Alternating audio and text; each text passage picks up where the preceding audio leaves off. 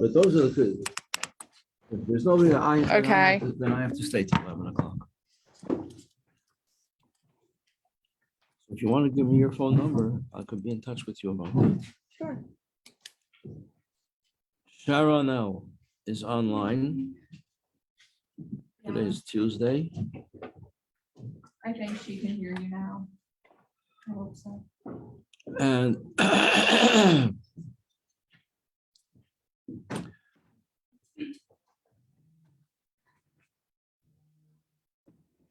wow, the class has grown. The class has grown so big, but where is it? Nobody's here. Bracha Simcha. Good morning. They're what?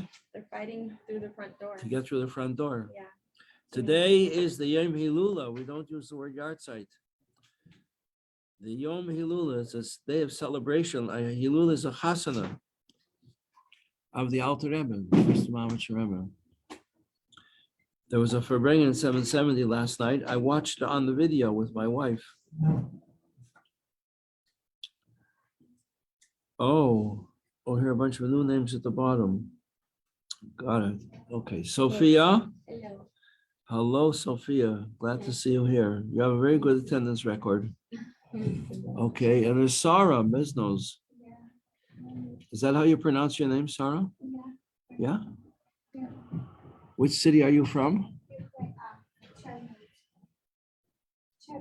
Chernigov. Can't hear you.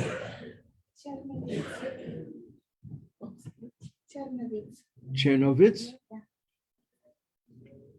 I often see written Chernigov. Is that the same place? Different place? Yeah, different. Are they near each other? No. Different ends of the world. Yeah, different parts of the plane.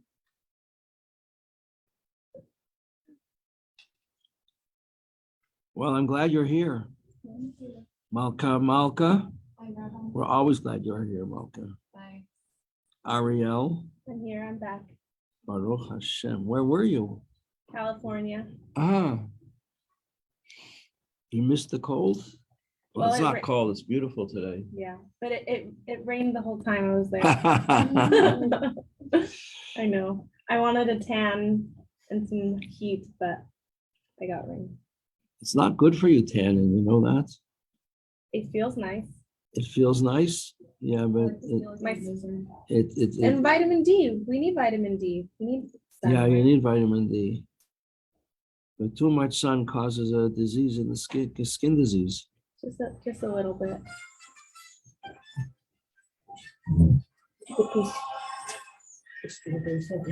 Thank you. Okay, here's stories of the Alter Rebbe.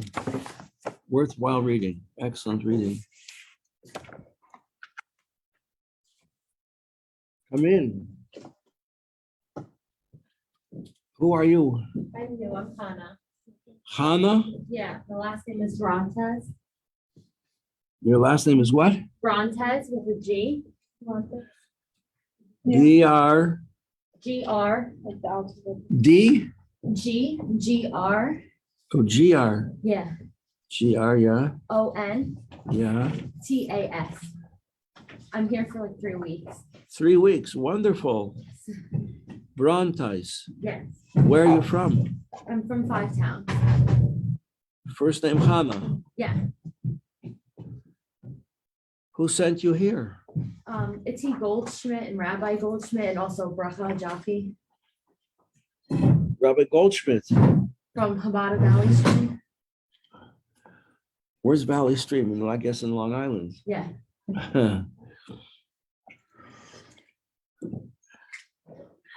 His wife is a Kievan, isn't she, by birth? I think so. Yeah. Okay. Well, welcome. We're glad to have you. Thank you. More than glad to have you.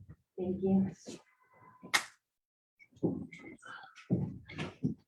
Are you in college? Are you working? Yeah, I'm in college. I have a year left. I'm studying to be a teacher for elementary. To be a students. teacher of elementary? Well, Yes. that's the best of all. I want to know. Pure neshamas, Yeah. untainted by the Yetzer Hara.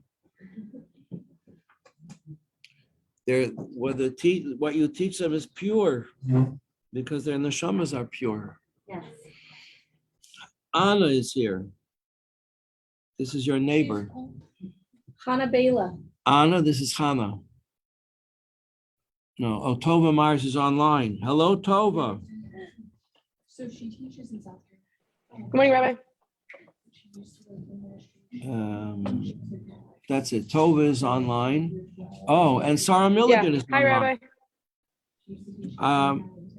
Can somebody turn up the sound on this? Because I hear them speaking to me, but I can't hear them very well. Okay, the class is filling up a little bit. Have you learned Hannah? Have you learned Tanya before? I learned like during the week, but I'm not very far into it. There we go. I Just the- started. You just started. Okay, well, you're jumping in the deep end with us, Yes. We're only in the 5. but it's not hard. It's not hard. It's just very deep. Yes, definitely. You know, like if a person knows how to swim, it's not harder to swim in the deep end than in the shallow end. This will be more confident. This is the deep end. We're learning chapter 5 in the Tanya. I've done to 7. What, you got there? I've done up to 7. You did up to 7. Oh, so you're cooking with gas. So chapter 5 is about the advantage of knowing Torah, even greater than learning Torah. And the advantage of over all the mitzvahs, of knowing Torah over all the mitzvahs, one advantage is that if you don't know Torah, you can't do mitzvahs. That's obvious. What we got here? Leah. Hi, Leah from Brazil, where the nuts come from.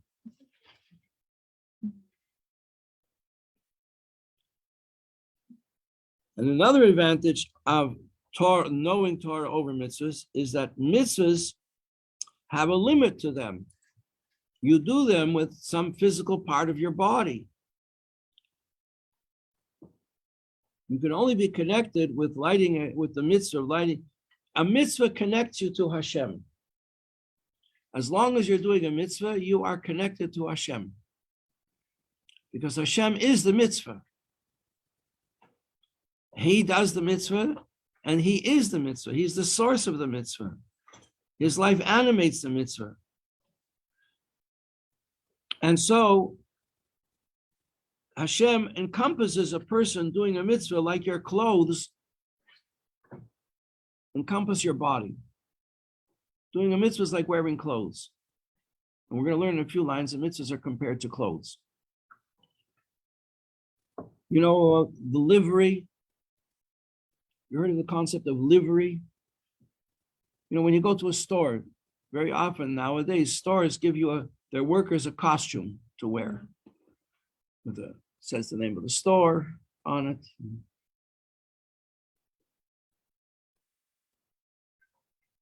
And it's specific, you know, UPS, where you can't work for the store if you don't wear the costume.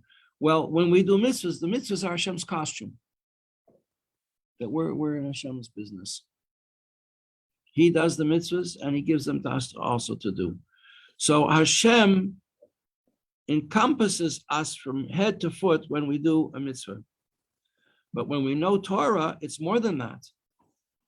Because when you do a mitzvah, when you don't do the mitzvah, so Hashem isn't encompassing you anymore. But when you know Torah, your mind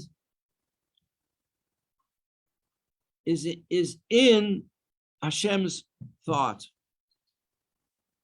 Hashem's wisdom. Hashem's wisdom is in the Torah that you're learning, and your mind is in that mitzvah, in that wisdom. And going the other way, that wisdom is in your mind. And we just finished learning that this is a unity that has no comparison in the physical world. There's nothing else like it. There's nothing.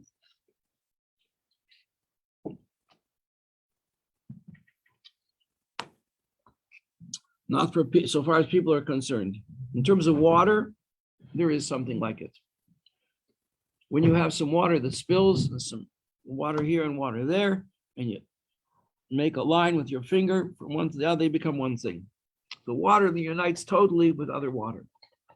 And Torah is compared to water, so that works in a way. But water isn't human.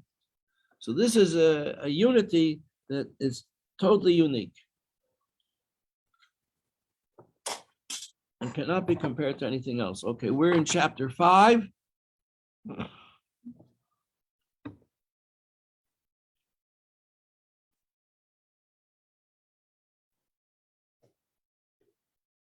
On page 95. To the top. Everybody have a book? Page 95. This is the distinctive and infinitely great and wonderful superiority of the mitzvah of knowing and comprehending Torah. Now notice the terms here in Hebrew. Zois Maila Yisera. A Maila is an advantage. This is an advantage of knowing Torah above all the other mitzvahs. And it goes on, it's not just an advantage. Well, there are different advantages. Every mitzvah has its advantage, it's Torah's advantage. No.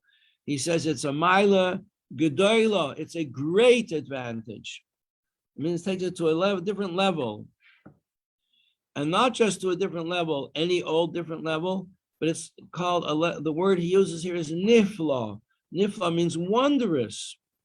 You know what a wonder is? A wonder is something that doesn't fit into your understanding of the world. Therefore, it's a wonder. Like Niagara Falls, it's a wonder of the world. There's nothing to compare to it. It's wondrous. Wondrous, like miraculous. And how wondrous? Le'en kates, without limit. It's without limit. There's no end to the wonder that is here in being presented to you on a platter. Asher b'mitzvahs yediyas ha'Torah, and this is the mitzvah. It's called knowledge. Remember, we have chachma bina das. So das is the idea of knowing something. Yediyas, and knowing something is so intimate. We learned already in chapter 3 that the idea of knowledge is first presented to us in the story of creation. The first people, Adam and Chava, says that Adam knew Chava. So, in other words, the relationship between a husband and his wife to create children is called knowledge. And he knew her and begat a child.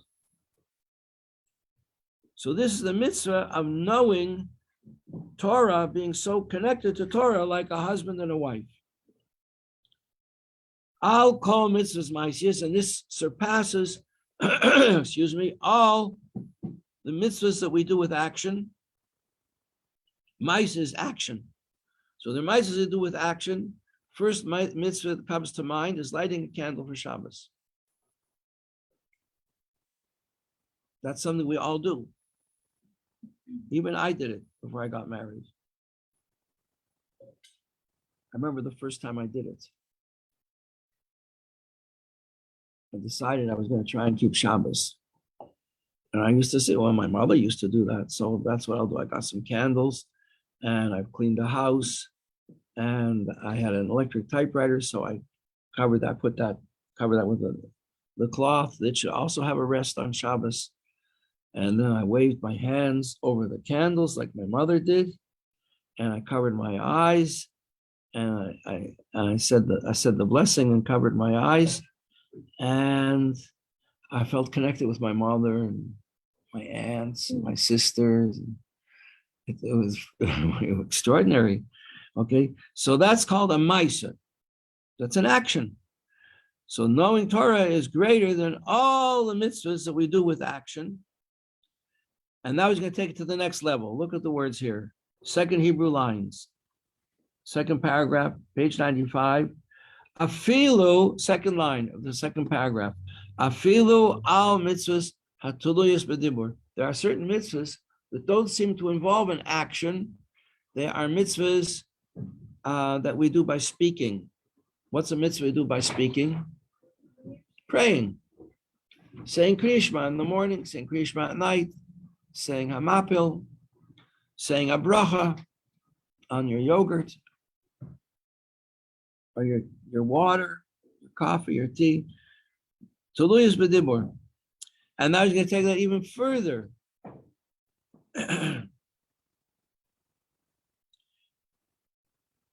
Even the mitzvah of learning Torah, which is something that's a mitzvah b'dibur. That's learning Torah is something we do by speaking. This is as you grow up and go through the school system, they teach you to read silently. You come to yeshiva, they tell you, no, you have to read out loud.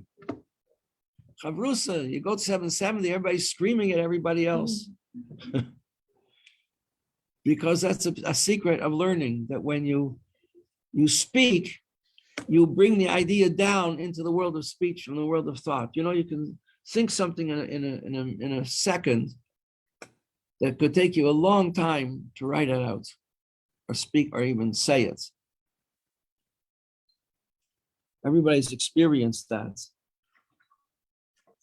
Or the teacher asks a question and a student knows the answer and raises his or her hand, and she says, okay, yes.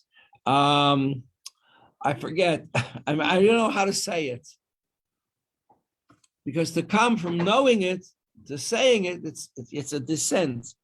Well, when you make that descent, it requires a certain intellectual effort. And when you do that effort, you get to know the mitzvah better.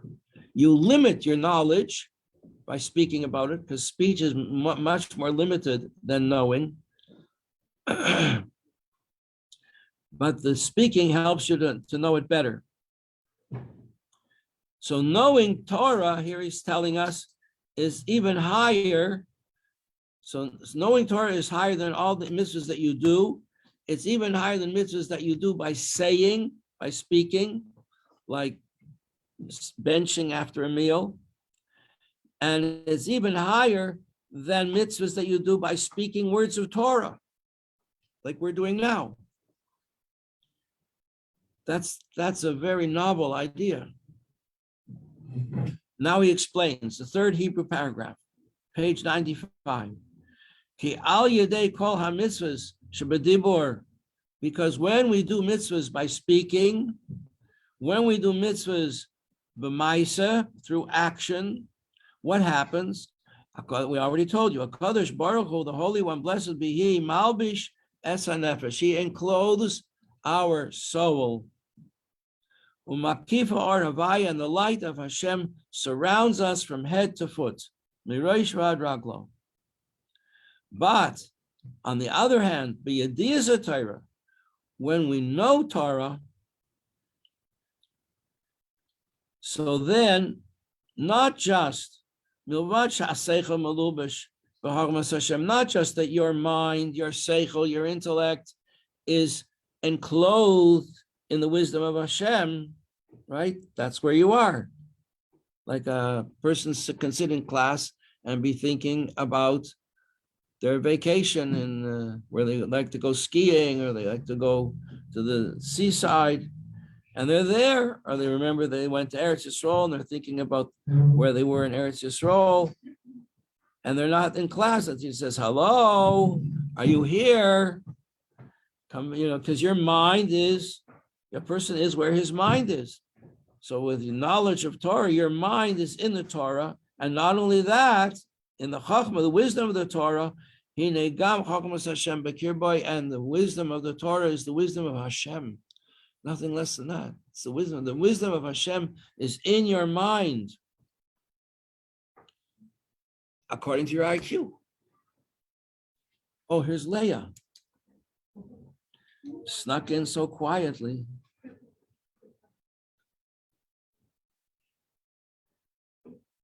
Tomorrow you're going to say, Rabbi, I'm here. Honey, I'm home. Masha Seichel, that's according to your IQ.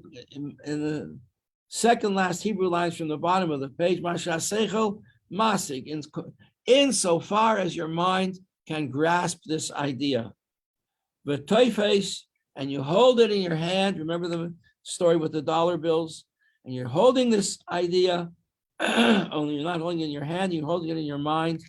Umakiv v'sichle, and your mind is surrounding this idea, which is now in your mind.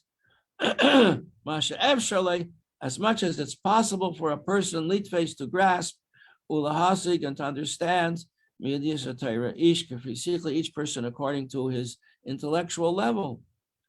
And so each person is connected to Hashem according to his intellectual level. And so when a child understands that to say a blessing or to say Shema or Torah Tziva or anything that his parents teach him, his mind is connected to Hashem no less than an adult who may know much more about the mitzvah.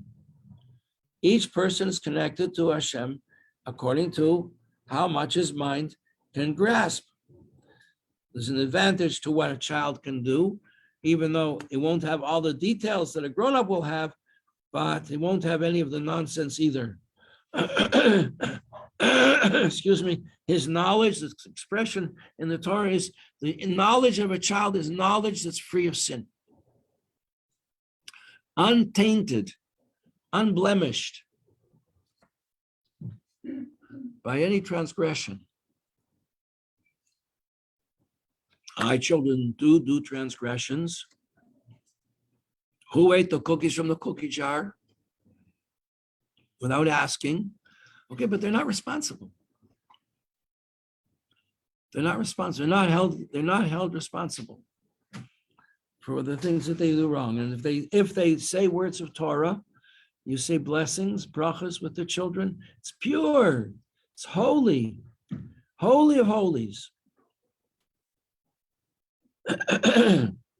Not for nothing, the Baal Shem Tov started off his life taking little children to yeshiva. Hello, good morning. Welcome.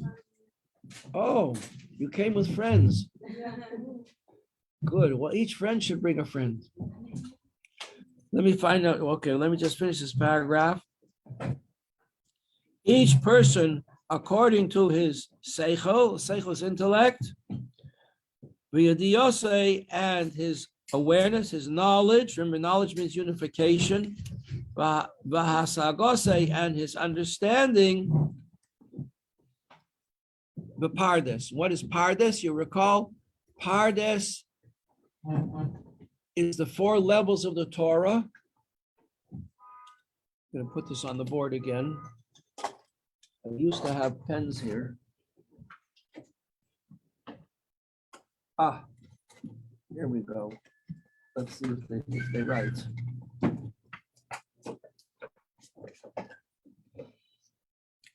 It's not a good pen. And this is better. It erases. Some of these pens erase easily, and others are thin pens. They don't erase very easily. This is a pen that doesn't erase.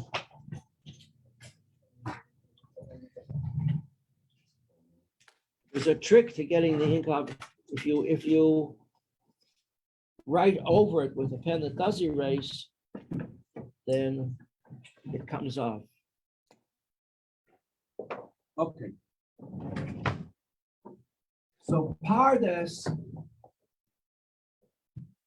he said, according to his understanding in Pardes HaTorah. Pardes means an orchard, where the Jaffa oranges come from. An orchard. And the Pardes stands for 4 levels. It's a term that stands for 4 levels of Torah. There's a thing in Torah that every letter is meaningful, and letters make up words, but they also stand for concepts. Pardes, the pei, stands for pshat. Pshat is a simple level of meaning. Pshat. Can everybody see this? Mm-hmm. Pshat. Like, for instance, we say a prayer in the morning, Moda'ani. We thank Hashem because we wake up, He gave us back our neshama. If someone gives you something, you say, thank you. So we say, thank you. And the pshat is we don't say Hashem's name because we didn't wash our hands yet. So we just say thank you it's the only blessing we say without Hashem's name. Now the Reish stands for remez. The word remez means a hint. There's a hinted meaning. What's the hinted meaning of this prayer? The hinted meaning is the same way Hashem gives us back our soul, He gives back the life to the whole world. So every morning you feel like the world is created anew. And anybody who ever stayed up late at night, all night, you feel a surge of energy, renewed energy in the morning. How come? Because Hashem is renewing the energy of the whole world at that moment. And and sometimes you're up and you have a view and you see the sun rising and you really feel like you're witnessing the creation of the world from the very beginning. So that's a hidden meaning of this prayer. We give thanks to you, Hashem, because you're returning my soul, and it's hinting of our gratefulness that he's recreating the whole world. Because according to the laws of nature, when you use your phone the whole time without recharging, and the battery runs down, it doesn't work anymore. And the world doesn't run down. Go to sleep, and the energy gets renewed. And then there is the drush. The D stands for drush. A drush, like the rabbi gives a drasha in shul, a drasha is the lesson. What lesson do we learn from it? That's called in English homiletics. You know what homiletics is? I also don't know. But that's what they say in the books. That drush means homiletics. I think what it really means is, what do we learn from? What's a practical lesson? So what's a practical lesson we learn from this prayer? Practical lesson is that if somebody gives you something, you have to take good care of it. If someone gives you something, you're not allowed to use it. You're not allowed to use it. And if you do use it, you're responsible. So if somebody says, could you just take care of this for me? A normal tendency would be, better, you should find something, take a safety deposit box in the bank. Because you're asking me to watch over it, I could get into a lot of trouble. Maybe this is worth a lot of money. You didn't tell me, and what if I lose it, or what if I use it?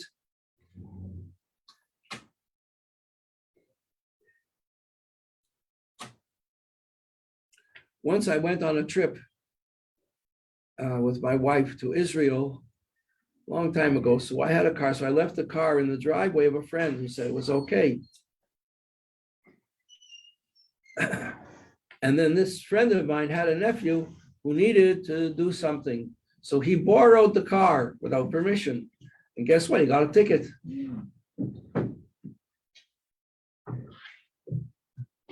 He got stopped by a policeman, and the policeman took his license. And it caused a lot of problems.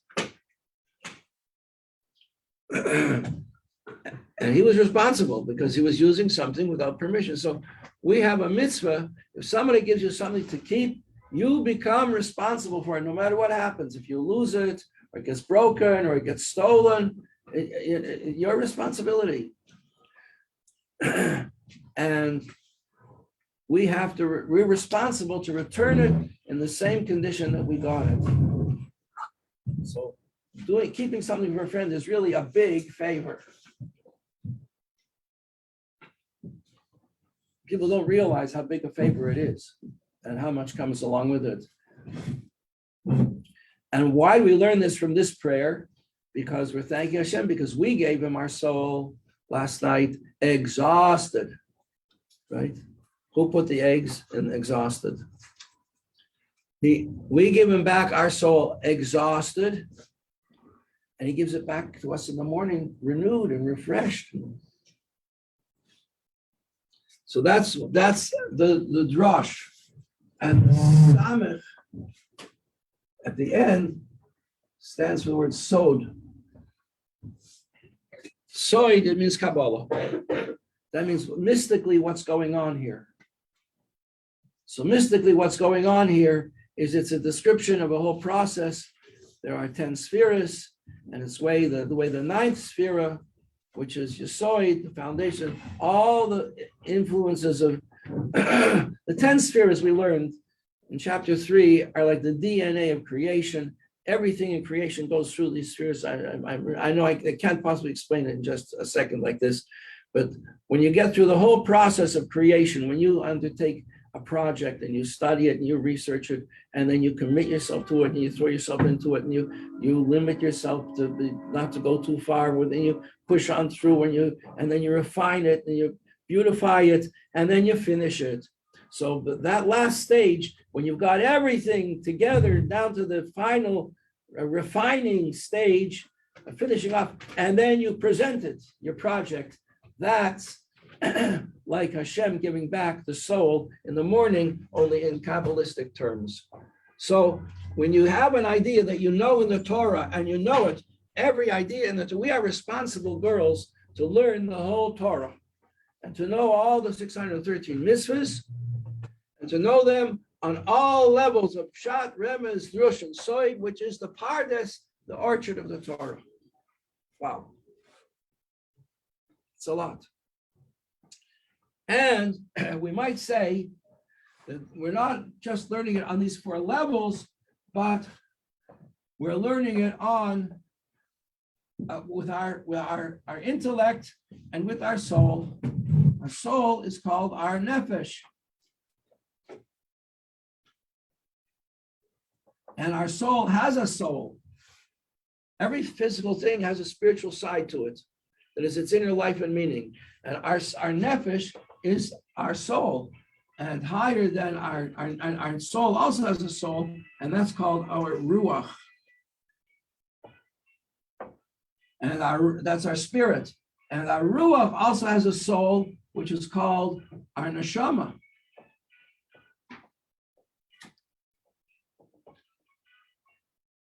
And our neshama also has a soul, which is much higher than that. That's called the chaya, the life. And the chaya has a soul. The highest level of all is the yechida.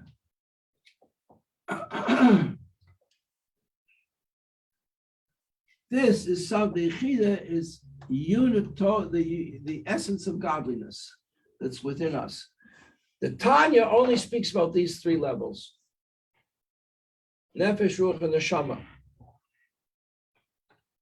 Higher than nefesh, ruach, and neshama is the chaya. But that's not revealed in everybody. It's there. It's like it's just too high to connect with us.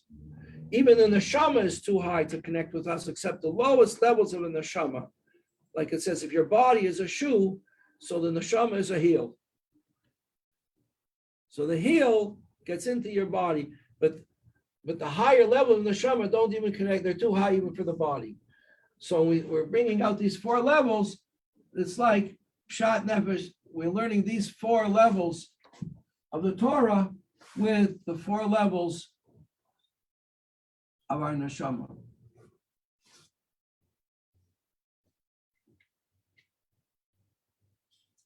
One, two, three, 4.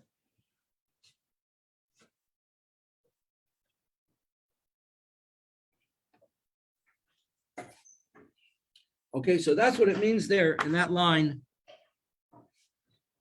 about the advantage of knowing Torah over doing mitzvahs, over all the other mitzvahs. Even the mitzvah of learning Torah is because when we know Torah, we know it, our mind becomes engrossed, enclosed, surrounded within the wisdom of God. Like when a person is dreaming of some wonderful experience, I thought you were in there, I was. in the wisdom of the Zoom. But then I'm now here. Okay, well, I marked your present anyway. Cool. Good. And so Sarah also came in, Sarah Mora. Let me just finish this thought. So your mind is in the wisdom of Hashem, and the other way, the wisdom of Hashem is in your mind. You know what they used to say? Well, how do you like them apples? It's amazing. Okay, now a little attendance. Who do we have here? Some new students. We have Hannah Brontes. Yeah, is that how you say it? Brontes. Oh, like Emily Brontes. You ever read Emily Brontes? And Julieta. Julieta? Yeah.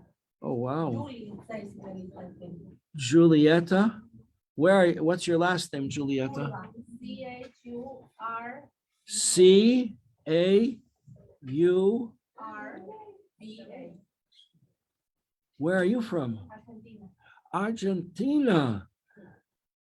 My first class that I taught in this building, before everything, before I went to a different building and before I came back to this building, was with a girl, Malka, from Argentina.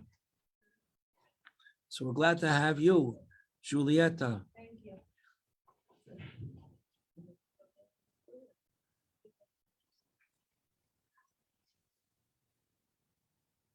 Malka, her name now is Kadosh. You know her? Malka Kadosh. No. You're also Argentina?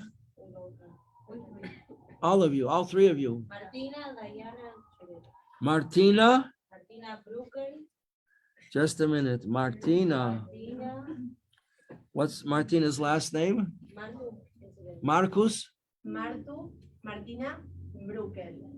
Brukele. Brooklyn. Brukella. Brukele. Yeah. Yes. Okay. Martina Brukele. Diana Diana. Alfi. Alfi or Dayu, maybe they are. Diana Alfie. Alfi. Okay, we'll get to know you better. I hope you stay a long time. I hope you stay forever. Okay, thank you for coming, everybody. Thank you. Julieta.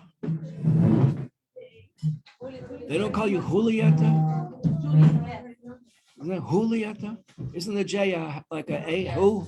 Jose? Julieta. In Spanish it's Julieta, but in English they Oh, say- it's Julieta. Yeah. Mm.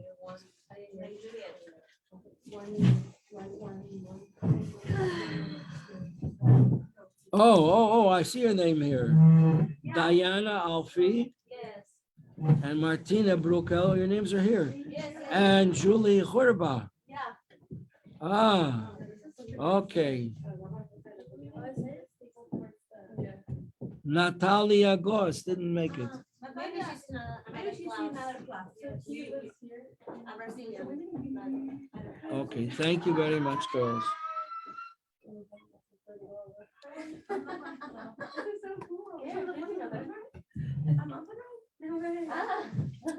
And what is your name, please? The girl beside you, Anna.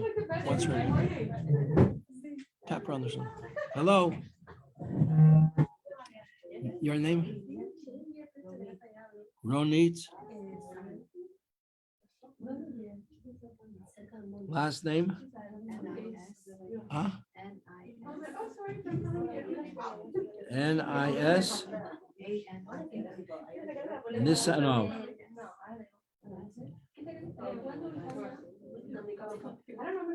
Okay.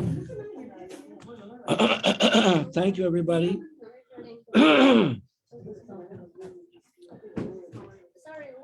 Today is a very special day. You know, it's the Yom Hilula of the first Lubavitcher Rebbe. It was a special, special, special soul. And I hope that they're going to have a special assembly to speak to you about him. But you should know that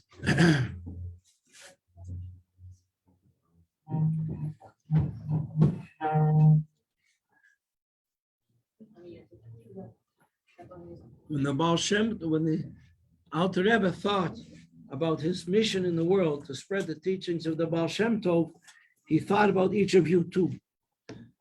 Even though this was 200 years ago, he had you in mind. And the proof is that you're here now. Thank you, Robert. Thank you. Okay. Thank you for coming. We'll see you tomorrow, 8:30, yeah? Yes. Yes. 8:30.